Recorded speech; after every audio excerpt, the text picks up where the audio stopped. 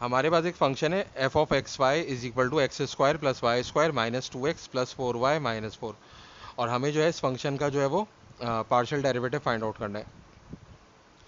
तो सबसे पहले partial derivative of f with respect to x क्या हो जाएगा, partial derivative with respect to x of x square plus y square minus 2x plus 4y minus 4। अब देखें, अगर हम पार्शियल डेरिवेटिव लेते हैं विद रिस्पेक्ट टू एक्स, तो हम सिर्फ x को एज अ वेरिएबल ट्रीट करेंगे और y को एज अ कांस्टेंट ट्रीट करेंगे। तो एक्स स्क्वायर का डेरिवेटिव क्या होगा, एक्स स्क्वायर का डेरिवेटिव होगा, जब किसी पावर का हम डेरिवेटिव लेते हैं तो वो जो पावर है वो कोफिशिएंट बन जाती है, पावर में से 1 माइनस हो जाता है।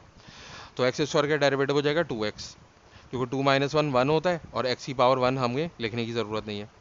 फिर हमारे पास वाई स्क्वायर है, तो वाई स्क्वायर कॉन्स्टेंट है तो कॉन्स्टेंट का डेरिवेटिव 0 हो जाएगा। फिर माइनस 2x, तो x का पार्शियल डेरिवेटिव 1 हो जाएगा, तो 2 1 2 हो जाएगा, तो माइनस 2 आ जाएगा।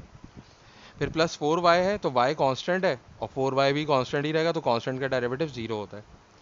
और फिर माइनस 4, यानी कि 4 का भी डेरिवेटिव 0 हो जाएगा। तो इसको सिंप्लीफाई करने से हमारे पास आएगा 2x माइनस 2। तो partial derivative of f with respect to x हमारे पास क्या आ रहा है, 2x माइनस 2 आ रहा है।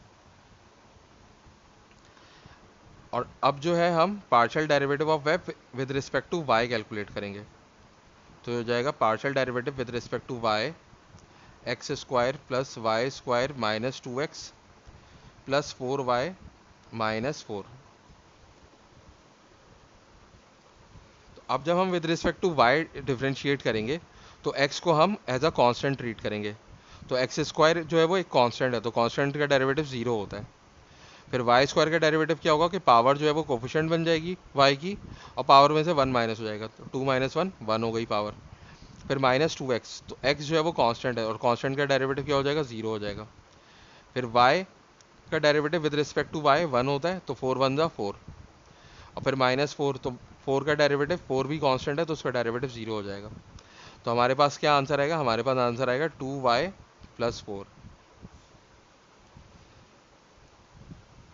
उसके अलावा जो है वो हम partial derivative of f with respect to x अगर लेते हैं तो इसको हम बाद औक़ात इस तरह भी लिखते हैं कि जस्ट f लिखा और यहाँ पे हमने सब स्क्रिप्ट में x बना दिया। तो इसका मतलब भी यही होता है कि partial derivative of f with respect to x। और इसी तरीके से हम यहाँ पर भी लिख सकते हैं f partial with respect to y। तो partial derivative of f with respect to y को हम ऐसे भी लिख सकते हैं कि y को एज अ सबस्क्रिप्ट में हम लिख देंगे f के। तो इस तरीके से हम पार्शियल डिफरेंशिएशन करते हैं।